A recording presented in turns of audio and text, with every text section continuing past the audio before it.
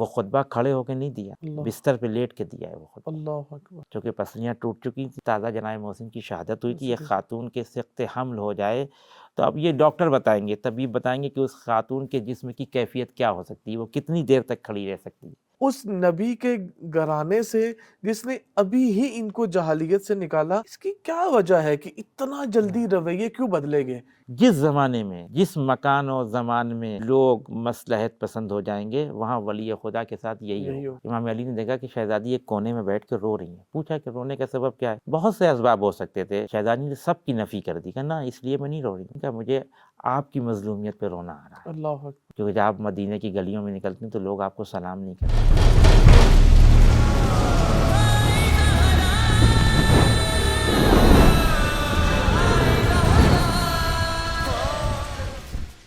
اعوذ باللہ من الشیطان الرجیم. بسم اللہ الرحمن الرحیم. انا اعطیناک الکوثر فصل لربک وانحر ان شانئک ھو الابتر. تمام ناظرین کو کربلا ٹی وی کی خصوصی نشریات ابیہا میں خوش آمدید عرض کرتا ہے. جیسے کہ ناظرین آگاہ ہیں کہ یہ سلسلہ ہمارا شہادت حضرت فاطمہ الزہرا سلام اللہ علیہا کی مناسبت سے ہے. اسی لیے آج ہمارے ساتھ اس موضوع پہ بات کرنے کے لیے ہمارے ساتھ موجود ہیں آغا یہ ذیشان حیدر، جو سالہ سے درس و تدریس کا وظیفہ انجام دے رہے ہیں. السلام علیکم آغا صاحب. علیکم السلام ورحمۃ اللہ خیریت سے آپ ٹھیک ہیں وبرکاتہ. اللہ انشاءاللہ؟ کا شکر ہے. آپ کیسے بہت ہیں؟ شکریہ آپ نے وقت دیا. آغا بجائے ہم مقدمات میں جائیں، میں اصل موضوع کی طرف آنا چاہوں گا کہ حضرت زہرا سلام اللہ علیہ کی زندگی کے بہت سے پہلو ہیں. جس طرح باقی ائمہ اطہار، خود رسول اللہ کی ذات اسوہ حسنہ ہے، رول ماڈل ہے، اسی طرح خود حضرت زہرا بھی ایک اسوہ ہے، ایک رول ماڈل ہے. اور جیسا ہم نے کچھ پرانے ایک پروگرام میں ذکر ہوا کہ آئینہ ہے ایک، جس میں ہم خود کو دیکھ کے سنوار دیکھ سکتے ہیں. ہیں.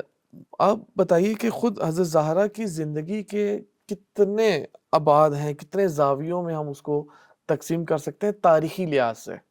بسم اللہ الرحمن الرحیم وبہ نستعین وہو خیر الناصر ومعین.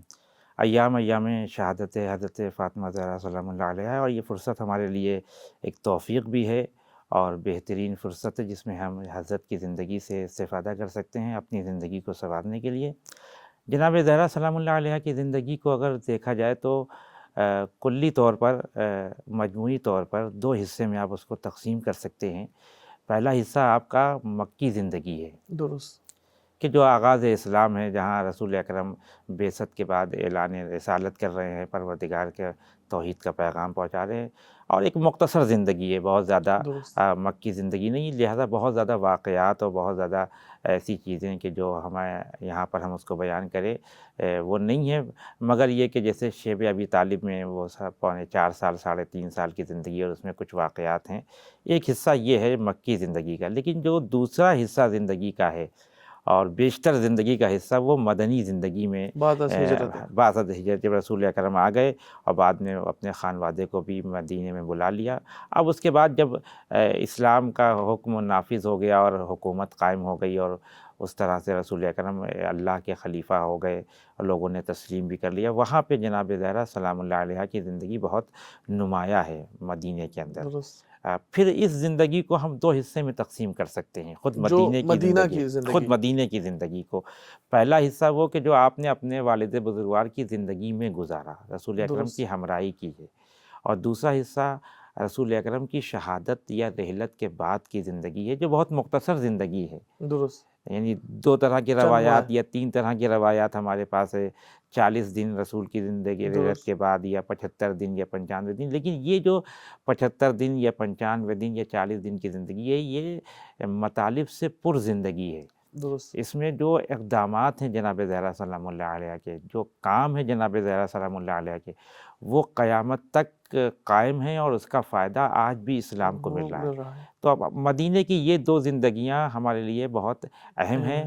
اور چونکہ رسول اکرم نے خود یہ فرمایا ہے کہ فاطمہ میرے جگر کا ٹکڑا ہے، یعنی فاطمہ میرے جگر کا ٹکڑا، یعنی رسالت کا ٹکڑا ہے. اللہ اکبر. تو جس طرح سے رسول اکرم پورے عالم اسلام کے لیے، نہ رحمت کسی للعالمین. خاص گروپ کے لیے، کسی خاص فرقے کے لیے، نمونے عمل ہیں، اسی طرح سے جو رسالت کا جز ہوگی، جو شخصیت بھی ہوگی، ابھی ہم نام نہیں لیتے، ہم نہیں کہتے، اگر کوئی کسی اور شخصیت کے لیے بھی ثابت کر دے کہ وہ رسالت کا جز ہے تو ہم کہیں گے وہ شخصیت بھی ہمارے لیے اسی طرح سے قابل عمل ہے اور قابل اتباع ہے جس طرح سے رسول ہمارے لیے یعنی قابل اگر عمل رسول خدا ہے۔ رحمت للعالمین ہیں، خیر البشرین ہیں، تو اسی طرح حضرت زہرا کا وجود بھی تمام عالم کے لیے رحمت للعالمین ہے، اور بالکل تمام بشر کے لیے ایک ہدایت کا نور ہے، اور ایک اسوہ ہے، رول اسوہ ماڈل۔ رول ماڈل ہے، بالکل اس طرح کی روایات ہمارے پاس موجود ہے، کتب اسلامی میں روایات موجود ہیں کہ جس میں بعض بزرگان نے یہاں تک نقل کیا ہے کہ سب سے پہلی شخصیت جو جنت میں داخل ہوگی وہ جناب فاطمہ زہرا سلام اللہ علیہا کی شخصیت ہوگی۔ اللہ اکبر۔ حالانکہ اب یہاں پہ سوال ہو سکتا ہے کہ رسول کو سب سے پہلے جنت میں جانا کہنا چاہیے، یہ چاہیے۔ فرق نہیں کرتا، جسم کا ایک ٹکڑا جنت میں جائے یا دوسرا ٹکڑا جنت میں جائے کوئی فرق نہیں کرتا ہے۔ صحیح۔ تو اس نقطہ نظر سے شہزادی کی زندگی ہمارے لیے اسوہ حسنہ ہے۔ اگر اس کو تھوڑا سا کھولا جائے ان کے مطالب کو اور اس کو تقسیم کیا جائے شخصیت کو، تو عالم اسلام کو ایک بہت بڑا ذخیرہ مل جائے گا عمل کرنے کے لیے۔ خود جو حسن مدینہ میں جو زندگی ہے، اس کے اور کون سے پہلو ہیں جن کے اوپر ہمیں توجہ کی ضرورت ہے اور ان کی طرف ہمیں جانے کی ضرورت ہے؟ دیکھیں، پہلی تو وہ زندگی کا وہ حصہ کہ جو رسول اکرم کے ہمراہی میں گزارا ہے۔ شہزادی نے، وہ اس میں بھی واقعات جو ہیں اور جو اقدامات ہیں شہزادی کی، مثال کے طور پہ جنگ احد کے موقع پہ جب یہ آواز بلند ہوئی کہ معاذ اللہ رسول اکرم شہید ہو گئے، درست۔ تو جناب زہرا نے اپنے وجود کو وہاں تک پہنچایا، اپنے رسول نہ اللہ صرف تک نہ صرف اس لیے کہ وہ بابا ہیں، نہ خود رسول ہے، ان کی حفاظت کرنا حجت امت کے خدا ہے۔ ہر فرد کی ذمہ داری ہے۔ اس نظریے کے تحت شہزادی ایک خاتون ہے، لیکن خاتون میدان جنگ میں نہیں آتی، لیکن شہزادی نے اپنے وجود کو وہاں تک پہنچایا اور اپنے والد کی بھی خبر گیری کی، حجت خدا کی بھی خبر گیری کی۔ یعنی جہاں ہمارے ہاں زیادہ مطالب میں جو ذکر ہوتا ہے کہ بی بی مدافع ولایت ہیں، یعنی مدافع ولایت سے پہلے مدافع رسالت ہے۔ احسنت، یہ بہت اچھا سوال ہے آپ کا کہ عموماً جب شہزادی کا نام آتا ذکر ہے تو آتا کہتے ہیں کہ مدافع، بالکل مدافع ولایت ہیں، یعنی جس طرح سے جناب زہرا نے مدینے کے ان گلیوں میں، مدینے کے اس شہر میں جس طرح سے ولایت کا دفاع کیا، کسی نے نہیں کیا، لیکن اس ولایت کے دفاع سے پہلے محافظ رسالت بھی ہیں، رسالت بھی ہے۔ مدافع رسالت بھی ہیں۔ جنگ احد کے موقع پہ یا دوسرے موقع پہ بھی جہاں پہ رسول کو جب کوئی مشکل پیش آتی تھی، مکی زندگی میں بھی یہ دیکھا گیا ہے، مدنی زندگی میں زیادہ یہ چیزیں دیکھی گئیں کہ جناب رسول اکرم کی پشت پناہی کرنے کے لیے جناب فاطمہ زہرا سلام اللہ علیہا بالکل آمادہ اور تیار، اور اس مسئلے میں شہزادی نے کسی طرح کی کوئی مصلحت پسندی سے کام نہیں لیا۔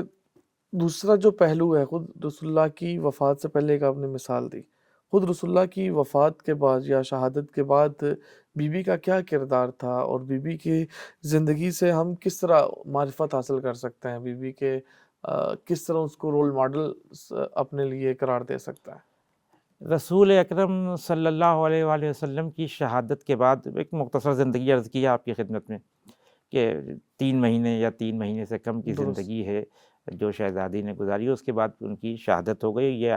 یہ جو ایام ہیں شہادت کے، یہ انہی شہزادی کی شہادت سے ہی منسوب ہیں۔ اس میں سب سے پہلا کام جو شہزادی نے مدینے کے اس ماحول میں کیا جہاں کوئی آگے نہیں آ رہا تھا، وہ امام علی کی ولایت کا دفاع ہے۔ درست، یہ وقت کے امام کی، وقت کے امام کی، چونکہ وقت کے امام کی حفاظت کرنا ہر امتی کے اوپر فرض ہے، واجب ہے۔ اور اس نقطہ نظر سے جناب زہرا صرف زوجہ نہیں ہے امام علی کی، بلکہ ولی خدا کی حفاظت کرنے والی ایک شخصیت ہے، مدافع ولایت ہے، مدافع ولایت امامت ہے۔ لہذا جب لوگوں نے بیعت کے مطالبے کی بات آئی اور یہ محسوس کیا جناب شہزادی نے کہ میرے وقت کے ولی خدا کی جان خطرے میں ہے، تو خود دروازے پہ آ گئیں، خود در پہ دم در آ گئیں، علی ابن ابی طالب کو پیچھے رکھا، اور یہ سارے مسائل جو مدینے میں پیش آئے جو معتبر کتابوں میں لکھے ہوئے ہیں، اس میں کوئی ایسی کوئی بات نہیں کہ جو ہم یہ کہیں کہ جس کو ہم چھپا سکتے ہیں۔ مثال کے طور پر اس واقعے کے بعد کہ جب امام علی کے گھر پہ آگ و لکڑی جمع کی گئی اور حملہ ہوا، اس کے بعد کوئی نہیں آیا مدینے میں، تو ایک ایک صحابی کے دروازے پہ شہزادی خود گئی ہیں اور ان کو یاد دلایا کہ تم غدیر کے موقع پہ تھے، تمہیں یاد ہوگا کہ میرے بابا نے امیر المومنین کے لیے کیا ارشاد فرمایا تھا۔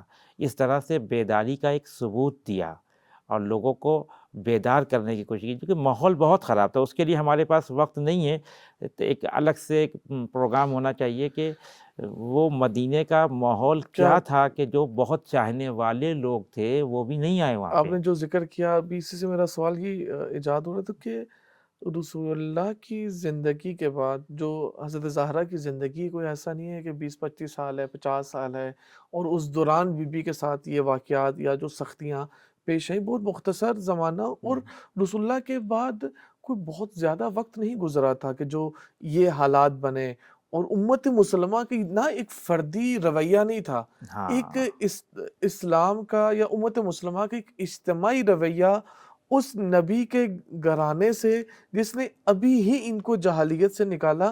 اس کی کیا وجہ ہے کہ اتنا جلدی رویے کیوں بدلے گئے، اتنے جلدی یہ اظہار اور اس طرح کا انجام جو انجام ہوا، اس کی کیا وجوہات ہے، کیا وجہ ہے؟ یہ ایک بہت اہم سوال ہے، اور وہ افراد کے جو مسلمان نہیں ہیں لیکن ان کو تاریخ پڑھنے کا بڑا شوق ہے اور ریسرچ کرنے کا، جب وہ اس مرحلے پہ آتے ہیں، رسول کی شہادت کے بعد کے مرحلے کو پڑھتے ہیں، مدینے کے اس حالات کو، تو وہ بالکل سے پریشان ہو جاتے ہیں، تعجب میں آ جاتے ہیں کہ یہاں ایک طرف تو ابھی کچھ دن پہلے جب رسول وضو کرتے تھے تو رسول کے جسم میں سے جو پانی مس ہوتا تھا وہ زمین پہ نہیں گرتا تھا، یہ احترام تھا، صحابہ اپنے ہاتھ میں لے کے اپنے چہرے پہ ملتے تھے، اسے تبرک بناتے تھے۔ جس بیٹی کے لیے رسول اکرم پورے وجود کے ساتھ کھڑے ہو جاتے تھے، جس کے بارے میں اتنی روایات ارشاد فرمائی، کیا ہوا کہ ایک دم سے پورا ماحول بدل گیا؟ اور وہ بھی چند مختصر وقت میں، ایک ہفتہ بھی نہیں ہے، مجھے نہیں لگتا کہ ایک ہفتہ سے زیادہ کا وقت لگا ہوگا۔ اس کے لیے آپ کو تھوڑا سا عرب کے اس ماحول کا اور اس سسٹم کا جائزہ لینا ہوگا۔ درست، دیکھیں آج بھی اور ہمیشہ سے عرب میں جو قبیلائی سسٹم ہے وہ تعصب کی بنا پہ ہے، وہ اپنے قبیلے کو حتماً سپورٹ کریں گے، چاہے وہ حق پہ ہو یا حق پہ نہ ہو۔ ایک وجہ تو یہ تھی قبیلائی سسٹم۔ دوسری وجہ یہ تھی کہ جب اسلام پھیلا ہے اور جو جنگیں ہوئی ہیں کفار و مشرکین سے، تو بعد میں یہی کفار و مشرکین تو مسلمان ہوئے، جی جی، جن کے خلاف رسول اکرم نے جا کے جنگیں کی، لیکن ان جنگوں میں سب سے آگے علی ابن ابی طالب رہے۔ درست، بڑے بڑے کفار و مشرکین کو تحت کرنے والے کا نام، منافقین کو بھی، کفار کو بھی، مشرکین کو علی ابن ابی طالب نے قتل کیا۔ تو وہ سب اب اسلام کے دائرے میں آ گئے، تو جب وہ اسلام کے دائرے میں آئے تو کسی کے باپ کو علی ابن ابی طالب نے قتل کیا تھا، کسی کے دادا کو، کسی کے بھائی کو، کسی کے چچا کو، تو وہ ایک اندر سے ایک بغض، ایک کینہ بیٹھا ہوا تھا، اور جیسے ہی رسول اکرم کی شہادت واقع ہوئی یہ موقع مل گیا۔ یہاں پر شہزادی کا کمال یہ ہے کہ شہزادی نے یہ اس چیز کو درک کر لیا کہ یہ مسلمان جو رسالت کی شہادت کے بعد اس طرح سے تبدیل ہوئے ہیں، اس کی ایک وجہ یہ ہے، اور بہت بڑی وجہ یہ ہے، یہ بہت بڑا ریزن ہے یہ، کہ اسلام تازہ تازہ آیا تھا، احکام اسلامی بالکل تازہ تھے۔ ٹھیک ہے، رسول اکرم نے کہا تھا کہ مجھے دیکھو جیسے میں نماز پڑھتا ہوں تم بھی نماز پڑھو، لوگوں نے نماز پڑھنا شروع کر دیا، روزہ رکھنا شروع کر دیا، لیکن روح نماز کی طرف متوجہ نہیں تھے، روح روزہ کی طرف متوجہ نہیں تھے۔ یہاں سے میں اپنے ناظرین سے بھی گزارش کروں گا اور دنیا کے تمام مسلمانوں سے اور اہل حق سے گزارش کروں گا کہ وہ تھوڑی دیر کے لیے وقت نکال کے جناب زہرا سلام اللہ علیہا کے اس خطبے کو ضرور پڑھیں جسے خطبہ فدق کہتے ہیں۔ درست، عموماً یہ حساسیت ہے اور لوگ یہ سمجھتے ہیں کہ یہ خطبہ فدق کے سلسلے میں دیا ہے اور اپنے وہ زمین کا جو خاص ٹکڑا ہے، ہاں یہ خاص ٹکڑا ہے اور مخالفین کو ٹارگٹ کیا ہے، نہ، اس خطبے کو ابتدا سے انتہا تک ایک دفعہ پڑھیں، آپ کو اندازہ ہو جائے گا کہ جیسے ہی شہزادی نے یہ محسوس کیا کہ رسول کی شہادت کے بعد مسلمانوں کے اندر معارف کی کمی ہے، احکام اسلامی پہ عمل تو کر رہے ہیں لیکن روح احکام سے واقف نہیں ہے، فوراً شہزادی نے مصلحت کو بہتر سمجھا، موقع کو غنیمت سمجھا اور آ کر ایک فصیح و بلیغ خطبہ ارشاد فرمایا، جس کو خطبہ، اگرچہ اس کا عنوان فدق ہے اور شاید یہی وہ عنوان ہے کہ جو لوگوں کو حساس بنا دیتا ہے، لیکن آپ یقین مانیے، آپ نے بھی حتماً پڑھا ہوگا، جب آپ خطبہ فدق کو پڑھیں گے تو آدھے خطبے کے بعد شہزادی نے فدق کا تذکرہ کیا وہ ہے۔ جو خاص ٹکڑے ہے زمین کا، ایک مشکل سے 7-8 لائن کے اندر اس میں 4-5 آیتیں پیش کی ہیں اپنے دلیل کے لیے کہ یہ میرا حصہ ہے، یہ مجھے میراث میں ملا ہے، اگر میراث میں ملا ہے تو قرآن کی کون سی آیت دلالت کرتی ہے میراث کے اوپر، یہ وہ۔ اور اس کے بعد پھر شہزادی نے اس فدق کو چھوڑ کے پھر مہاجرین و انصار کا ذکر شروع کیا، احکام اسلامی بیان کرنے شروع کیے۔ حد یہ ہے کہ خدا کی توحید سے سلسلے کو شروع کیا، رسول کی رسالت کا کلمہ پڑھا، اور اپنے وقت کے ولی علی ابن ابی طالب کی کچھ خصوصیات، تقریباً 10 یا 11 خصوصیات بیان کی ہیں۔ تو سوال یہ کہ اگر فدق حضرت زہرا چاہتی تھی کہ مجھے مل جائے، یہ زمین کا ٹکڑا میری ہی ملکیت میں رہے، ہم اس سے استفادہ کریں، تو پھر شہزادی کو اس انداز میں داخل ہونا چاہیے تھا خطبے میں۔ یعنی جو ایک تو دشمن کی طرف سے ہوا، دوسرا پھر ہماری امت مسلمہ کی بے شعوری یا کچھ لوگوں کی مثلا چلاکی کو کہوں کہ دین کے معارف کو ہم نے فرقہ وارانہ نظر دے دیا، نظر سے نگاہ دیکھا سے دیکھ دیا۔ کہ حتیٰ جو روایت رسول ہے کہ میں اپنے بعد قرآن و اہل بیت اہل کو بیت چھوڑ کے جا رہا ہوں، بجائے اس کو معارف دین سمجھتے، ایک مسیر سمجھتے، ایک اپنے لیے راہ سمجھتے، اس کو بھی فرقہ واریت بنا دیا۔ اور بی بی کا وہ جو خطبہ ہے اس کے اندر کے بجائے ہماری ہدایت ہو اور ہمارے لیے ایک نیا راستہ نکلے، اور جہاں کج آ رہی ہے، ہماری کج فکری آ رہی ہے، کج اعتقادی آ رہی ہے، جو ہمارے مسائل آ رہے ہیں اس کو ہم اپنا درست کر سکیں، ہم نے اس کو بھی فرقہ وارانہ نگاہ دے کے، اس فرقہ کو وارانہ اپنے رنگ سے دے کے دور کر بالکل دیا، دور کر دیا۔ جبکہ ایسا نہیں ہے۔ معارف کا ایک ذخیرہ ہے خطبہ فدق، یعنی توحید کی جو بحثیں کی ہیں وہ عمیق ترین بحث کی ہے۔ یعنی وہ جملہ جیسے ابھی ذکر ہوا کہ بی بی فقط مدافع ولایت نہیں، مدافع رسالت بھی ہیں، اور میں کہوں گا بھی کہ بی بی جہاں مدافع رسالت ہیں وہاں مدافع وحدانیت خدا بھی ہیں۔ وحدانیت خدا، اور دین کو تبیین اور روشن کرنے کا کام کیا ہے، یعنی دین کے معارف کو، دین کے احکام کو۔ مثلا کوئی ربط نہیں سمجھ میں آتا کہ فدق کا کیا ربط ہے فلسفہ نماز سے، درست۔ فدق کا کیا ربط ہے فلسفہ روزہ سے۔ شہزادی جب بیان احکام، فلسفہ احکام آتی ہیں تو نماز کا فلسفہ بیان کر رہی ہیں، روزے کا۔ یعنی کسی بھی آدمی سے آپ جا کے پوچھیں کہ ایک خاتون کسی جگہ پہ اپنے زمین کا ٹکڑا لینے کے لیے گئی ہے، تو اب وہ بتا یہ رہا کہہ رہی کہ اللہ نے نماز اس لیے رکھی تاکہ تمہارے اندر کبر پیدا نہ ہو، ہوں، اللہ اکبر۔ تکبر پیدا نہ ہو۔ اس کے معنی یہ ہے کہ ہم کو یہ تو پتہ ہے کہ ہم کو نماز پڑھنا ہے، کیسے پڑھنا ہے۔ اس زمانے میں یہ نہیں پتہ تھا کہ یہ نماز کیوں پڑھنا ہے، وہ ابھی بھی نہیں پتا۔ ابھی بھی نہیں پتہ۔ یعنی ایک انسان ہے جو نمازی ہے لیکن تکبر سے کام لے رہا ہے۔ اے کاش مسلمانوں نے، اے کاش چاہنے والوں نے، رسول کی اتباع کرنے والوں نے رسول کی زندگی کے بعد جناب فاطمہ زہرا کے اس خطبے سے استفادہ کیا ہوتا۔ ایک ایک چیز کو، ابھی رسول اکرم کو دنیا سے گئے ہوئے 1 ہفتہ بھی نہیں ہوا، لیکن چونکہ شہزادی سمجھ رہی تھی کہ میرے بابا کی جو ذمہ داری تھی وہ احکام پہنچا دیے، اتنا وقت نہیں تھا رسول کے پاس زندگی میں کہ ایک ایک احکام کا فلسفہ بیان کر دی۔ تو شہزادی نے غنیمت سمجھا اس مرحلے کو، اور آگے بتایا کہ نماز اس لیے فرض کی ہے تاکہ تمہارے اندر کبر نہ پیدا ہونے پائے۔ اور واقعی نہیں، انسان جب نماز پڑھتا ہے، جب اپنی پیشانی کو پروردگار کے سامنے جھکا دیتا ہے، اس سے زیادہ تذلل اور ذلت کا کوئی مرحلہ خدا کے سامنے، بندوں کے سامنے نہیں ہو سکتا ہے۔ اس سے انسان کے اندر کبر دور ہوتا ہے، درست۔ اور یہی وہ تکبر ہے جس نے اس مرحلے پہ شیطان کو جناب آدم کے سامنے جھکنے سے منع کر دیا۔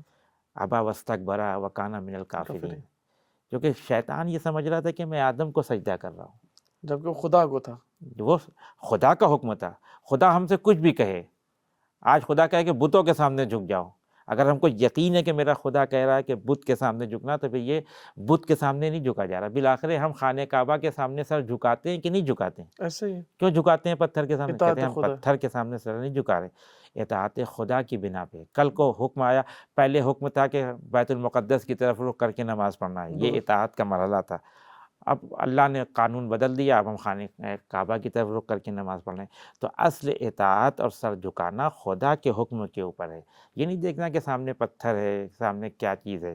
تو شہزادی نے نماز کا فلسفہ بیان کیا، روزے کے فلسفے میں آئیں کہ اللہ نے روزہ اس لیے فرض کیا تاکہ تمہارے اخلاص کو دیکھ سکے، تاکہ اخلاص کے اندر جب تم تنہائی میں ہو اور کوئی دیکھنے والا نہ ہو تمہیں، اور تمہیں پیاس بھی لگی ہو اور تمہیں بھوک بھی لگی ہو اور سب کچھ تمہارے لیے فراہم ہو، لیکن تم اس وقت کچھ نہیں کھاتے، یہ تمہارا خلوص ہے تنہائی میں۔ اور حقیقت میں یہ کہ خلوص کا اندازہ تنہائی یہی میں ہی نہیں لگایا ہوتا ہے۔ جاتا ہے۔ اللہ سب کے سامنے تو آدمی کسی نہ کسی کے ڈر کی وجہ سے فعل ایسے انجام نہیں دیتا۔ یا مثال کے طور پر حج کا فلسفہ بیان کیا کہ تجدید ہے، مضبوطی ہے اسلام کو۔ دیکھیں واقعاً آج مسلمان اس زمانے میں ایک حج ابراہیمی انجام دے دے، تو مسائل حل ہو جائیں گے۔ مسائل اسلام کے حل ہو جائیں گے۔ حضرت آیت اللہ جوادی عملی حفظہ اللہ تعالیٰ فرماتے ہیں کہ اگر آپ کو مسلمانوں میں کوئی پیغام پہنچانا ہے، دنیا کے مسلمانوں کو پیغام پہنچانا، بہترین ذریعہ حج کی سرزمین ہے، درست، مکے کی مکہ کی سرزمین ہے، سرزمین۔ کہ جہاں ہر طرح ہر فرقے کے لوگ جمع ہو رہے ہیں، ہر قبیلے کے لوگ جمع ہو رہے ہیں، ہر ملک کے لوگ جمع ہو رہے ہیں، وہاں سے جو پیغام جا رہا ہے۔ اور یہ بات حضرت نے کہ زندگی سے اخذ کی آیت اللہ جوادی عملی حفظ اللہ تعالیٰ نے۔ اور خدا کی کا طریقہ کار بھی ہے کہ اگر سب کو پیغام پہنچانا ہے تو اس زمین کا انتخاب کرو، اس جگہ کا انتخاب کرو جہاں ہر طرح کے لوگ موجود لوگ ہیں۔ جمع اسی لیے پروردگار عالم نے جب ولایت کا پیغام پہنچانا ہوا تو اسی حج کو سرزمین استعمال سے۔ کیا۔ درست، حج سے جب پلٹ رہے تھے رسول اکرم تب کہا کہ اب علی کی ولایت کا اعلان کریں تاکہ یہ پیغام پورا عالم اسلام تک پہنچ جائے۔ تو میں پھر گزارش کروں گا اپنے سننے والوں سے، اپنے دیکھنے والوں سے اور مومنین اور مسلمین سے کہ ایک دفعہ اس خطبے کا مطالعہ کریں بغیر کسی تعصب کے۔ آپ اس عنوان کو ابھی ہٹا لیں، آپ توحید کی بحث کو دیکھیں کہ انشاءاللہ۔ کس نے عالم اسلام میں کون ہے ایسا کہ جس نے فاطمہ زہرا سلام اللہ علیہ جیسی توحید کی بحث کی ہو، یا رسالت کے جو صفات بیان کی ہیں، یا ولایت کے جو صفات بیان کی ہیں۔ یعنی مجھے جو آپ کی اس بات سے اندازہ ہوا کہ فدق یا جو رسول اللہ کے بعد حضرت زہرا کے ساتھ یا اہل بیت کے گھرانے کے ساتھ ہوا، چاہے 61 ہجری میں ہوا، چاہے اس کے بعد تک یہ سلسلہ جو ظلم اور یہ بربریت کا سلسلہ جاری رہا، اور خود امت کے ہی ہاتھوں یا امت کی خاموشی کے باعث یا امت کی بے حسی کے باعث کسی شکل میں بھی امت کی موجودگی میں گھرانے پیغمبر کے ساتھ یہ عمل کا انجام دینا، اس کی وجہ یہ ہے کہ دین کے ارکان تو موجود ہوں لیکن روح دین روح دین ختم ہو جائے۔ اور آج بھی اگر ہم چاہتے ہیں کہ مثلا ان ظلم کو ختم کر سکیں، ان اہل بیت کے گھرانے کو وہ حق واپس دلوا سکیں، وقت کے امام کے سامنے ہم خود کو پیش کر سکیں، وہ یہی ہے کہ ہم اپنے اعمال اور اپنے جو ارکان دین ہیں اس میں روح دین کو زندہ کریں۔ دیکھیے یہی اصل فلسفہ احکام کا یہ ہے کہ جب آپ احکام پہ عمل کریں تو وہ روح انسان پاک و پاکیزہ ہو جائے۔ ایک انسان زندگی بھر نماز پڑھتا رہے لیکن نماز پڑھنے کے بعد وہ دین کے احکام کے مقابل میں آ کے کھڑا ہو جائے، کوئی فائدہ نہیں اس نماز کا۔ ایک انسان زندگی بھر حج کرتا رہے لیکن جب دین کو اس کی ضرورت پڑے تو وہ مصلحت پسندی کی چادر اوڑھ کے بیٹھ جائے۔ شہزادی نے یہ دیکھیے اس مرحلے پہ جناب محسن کی شہادت واقع ہوئی۔ درست، ایک خاتون کی زندگی میں اس کے بچے سے زیادہ معتبر اور ضروری کوئی چیز نہیں ہوتی ہے، لیکن جناب محسن کی شہادت کے بعد جب دوبارہ جناب زہرا کو ہوش آیا ہے، بے ہوش ہو کے گر گئیں، تو پہلے یہ نہیں پوچھا کہ میرے بچے کی طبیعت کیسی ہے، میرا بچہ کیسا ہے، پہلے ولی خدا کے بارے میں پوچھا، اپنے مصائب بیان نہیں کیے۔ اسی لیے بعض روایات میں، کتب شیعہ کی بعض روایات میں یہ ملتا ہے کہ جب علی ابن ابی طالب گھر میں نہیں ہوتے تھے تب شہزادی گریا کرتی تھیں، اللہ اکبر۔ روتی تھیں، یعنی علی ابن ابی طالب کا اتنا لحاظ کرتی تھی۔ اتفاق ایسا ہوا کہ ایک دن امام علی گھر کے اندر وارد ہوئے اور شہزادی متوجہ نہیں ہو پائیں کہ میرا شوہر ولی خدا گھر میں آ گیا۔ دیکھا کہ امام علی نے دیکھا کہ شہزادی ایک کونے میں بیٹھ کے رو رہی ہیں، پوچھا کہ رونے کا سبب کیا ہے؟ بہت سے اسباب ہو سکتے تھے، جناب محسن کی شہادت تھی، خود بابا کا جدا ہو جانا تھا، حق کا غصب ہو جانا تھا۔ شہزادی نے سب کی نفی کر دی کہ نہ اس لیے میں نہیں رو رہی ہوں۔ پھر کیوں رو رہی؟ کہ مجھے آپ کی مظلومیت پہ رونا آ رہا ہے، اللہ اکبر۔ کیونکہ جب آپ مدینہ کی گلیوں میں نکلتے ہیں تو لوگ آپ کو سلام نہیں کرتے، یعنی اپنے بچے کی فکر نہیں ہے، اپنے مال کی فکر نہیں ہے، زمانے کا جو ولی خدا ہے اس کے تحفظ کی فکر ہے، اس کے محافظت کی فکر ہے، اس کے مظلومیت کی فکر ہے۔ یہ جو جذبہ ہے آج ہم کو جناب فاطمہ زہرا کی زندگی سے سیکھنا ہوگا۔ بے خوف ہو کے مدینہ کی گلیوں میں جا کر اصحاب رسول کو خطاب کر کے کہتی ہیں کہ تم غدیر کے میدان میں نہیں تھے، آج کوئی نہیں آیا ہم کو بھائی. یہ ایک سوال ہے عالم اسلام کے لیے. صحیح بعض لوگوں کو جب یہ جواب نہیں ملا تو انہوں نے اصل حقیقت کا انکار کر دیا کہ انکار کچھ نہیں ہوا مدینے میں، جو بالکل بات جسے کہتے ہیں کہ تعجب والی بات ہے. کتنی کتابوں کو انسان جھٹلائے گا، جھٹلائے کتنی گا. کتابوں کو ختم کرے گا. یہ ایسی چیز ہے کہ جس کا کوئی انکار نہیں کر سکتا. ہاں آپ یہ کہہ سکتے ہیں کہ اوپر نیچے کچھ مسائل ہو گئے ہوں گے، کمی زیادتی، لیکن خود اس اصل واقعہ اصل واقعے کا کوئی انکار نہیں کر سکتا. تو یہ جو اصل واقعہ ہوا اس کی ایک وجہ یہ تھی کہ لوگ مصلحت پسند ہو گئے تھے. درست. جس زمانے میں، جس مکان و زمان میں لوگ مصلحت پسند ہو جائیں گے وہاں ولی خدا کے ساتھ یہی ہوگا، ہوگا. یہی ظلم ہوگا. شہزادی نے اسی چیز کو کہ جب ولی خدا، جب خلیفہ خدا اور جب اللہ کے نمائندے کے اوپر کوئی حرف آئے تو پھر مصلحت نہیں دیکھی جاتی. لہٰذا اب آپ تاریخ کو اٹھا کے دیکھیں کہ خلیفہ کے خلاف جا کے کھڑی ہو گئی. اتنا آسان نہیں تھا. سخت. وہ ماحول آپ پڑھیں کہ وہاں باقاعدہ قبائل موجود تھے مدینے کے اندر کہ جو خلیفہ کے بیعت نہیں کر رہے تھے لوگ اور جو ان کی مخالفت کر رہے تھے ان کو ان قبائل کے حوالے کیا جاتا تھا کہ تم ان سے نپٹو. درست. لیکن شہزادی ذرہ برابر بھی خوفزدہ نہیں ہوئی. نہیں ہوئی. اور نہ صرف یہ، اپنی زندگی کے آخری مرحلے اور نہ صرف زندگی، اپنی موت کو بھی ایک سوالیہ نشان بناتی ہے. ایک سوالیہ نے آج ایک سوال ہے یا نہیں ہے دنیا کے سامنے کہ ہم کہتے ہیں کہ آپ اگر رسول کی 4 بیٹیوں کو مانتے ہیں، چلے ہم تسلیم کرتے ہیں 4 بیٹیاں، تو 3 کی قبر تو معلوم ہے، چوتھی کی قبر کہاں ہے؟ جب وہ چوتھی بیٹی اگر ہمارے نقطہ نظر سے تو رسول کی صرف ایک بیٹی ہے، یا فاطمہ زہرا سلام اللہ علیہا، جن کے سلسلے میں روایات تواتر سے ہے. خود جناب عائشہ فرماتی ہیں کہ میں نے رسول کے بعد اس دنیا میں جناب فاطمہ زہرا سے زیادہ سچی عورت نہیں دیکھی. اللہ اکبر. اللہ. یہ رسول کی زوجہ فرما رہی ہیں. یا مثلا خود رسول کی زوجہ فرماتی ہیں کہ کلما دخلت فاطمہ قام رسول اللہ علیہا. میں نے جب میں نے یہ دیکھا کہ رسول کہیں پہ بیٹھے ہوئے ہیں، ان کی بیٹی اس بزم میں آ رہی تو رسالت پورے قد سے کھڑی ہو جاتی ہے. اور نہ صرف کھڑی ہوتی ہے، خود فاطمہ زہرا کی طرف جاتے ہیں رسول. الیہا میں ایک پیغام ہے کہ الیہا وہاں پہ استعمال کیا جاتا ہے جہاں انسان شخص کی طرف دوڑ کے جائے. اچھا. دوڑ کے جائے. خود جاتے تھے، ہاتھوں کا بوسہ لیتے تھے، اپنے سینے سے لگاتے تھے، وہ کہتے تھے تمہارے وجود سے مجھے جنت کی خوشبو محسوس ہوتی ہے. تو ایک طرف تو جناب شہزادی کے سلسلے میں اس طرح کی گفتگو ہو رہی ہے اور دوسری طرف لوگوں کا اس طرح سے ظلم کرنا. یہ تو بعض لوگ تو انکار کر دیتے ہیں، لیکن حقیقت ہے بہرحال کتابوں میں لکھا ہوا ہے، اس سے کوئی انکار نہیں کر سکتا ہے.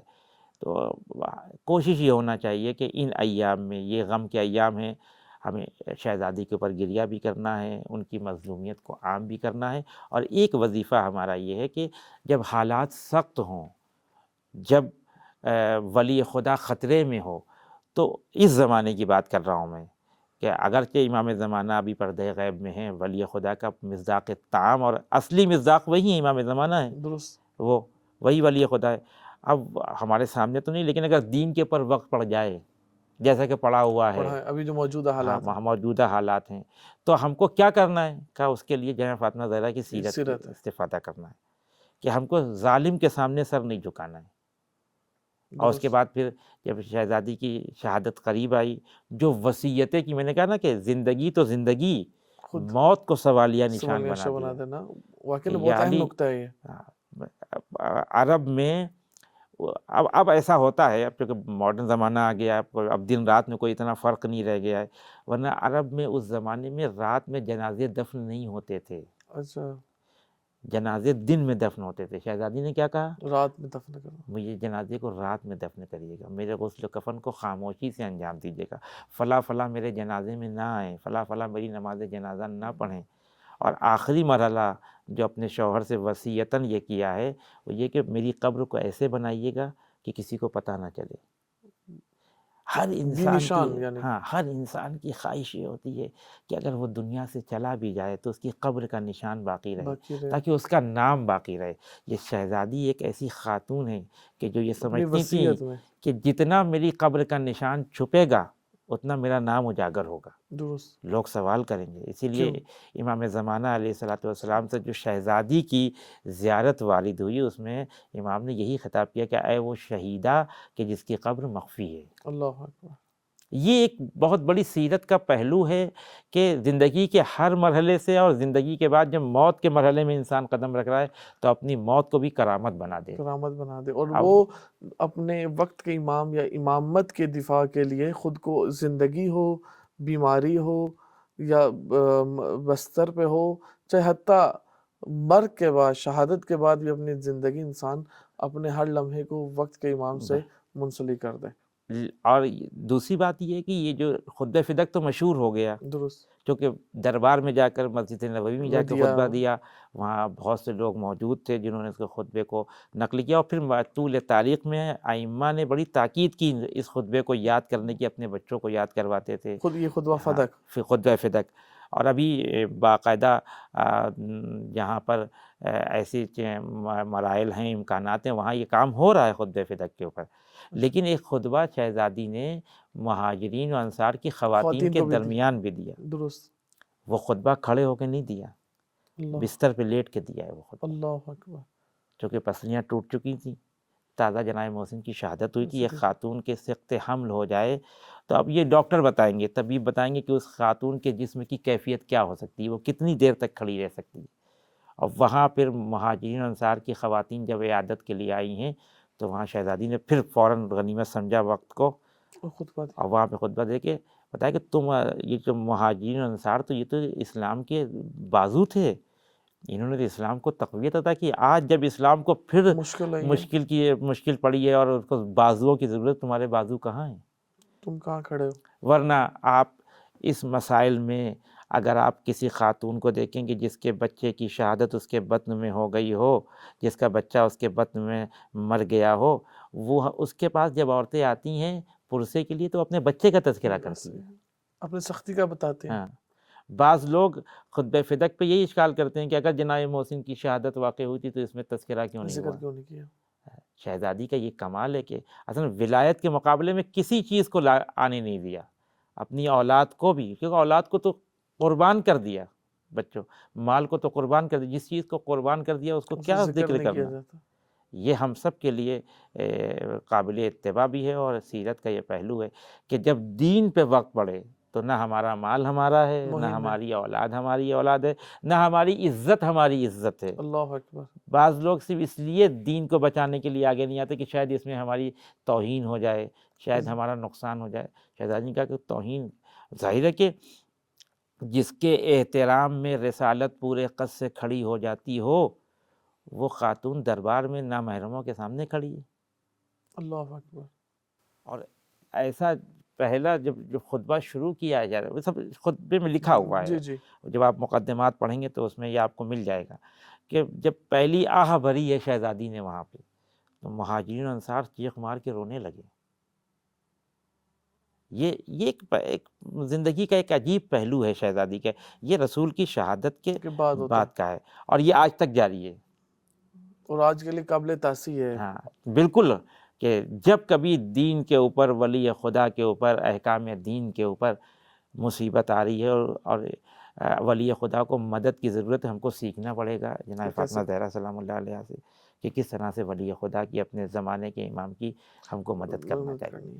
بہت شکریہ آپ کا، آپ نے وقت دیا، اور واقعی یہ موضوع ایسا ہے جیسے کہ اس کو ایک پروگرام میں ہم تکمیل نہیں کر سکتے، خصوصاً جو آپ نے تقسیم کی تھی بی بی کی زندگی کو، مدینے کی ہو، مکے کی زندگی، پھر مدینے کی زندگی کو چند حصوں میں تقسیم کیا، اور خصوصاً خطبہ فدق ہو یا خطبہ جو بین خواتین مہاجرین انصار میں دیا، واقعاً یہ خود ایک سلسلہ بحث مانگتا ہے اور ایک وقت مانگتا ہے تاکہ ان ابحاث کو کھولا جائے اور لوگوں تک یہ معارف کو پہنچایا جائے. جی ناظرین، آج کا پروگرام کا وقت یہاں تمام ہوتا ہے. انشاءاللہ خدا کی توفیق رہی تو انشاءاللہ ایسے پروگراموں کو لے کے آپ کی خدمت میں دوبارہ حاضر ہوں گے. اگلے پروگرام تک کے لیے اجازت دیجیے. خدا حافظ.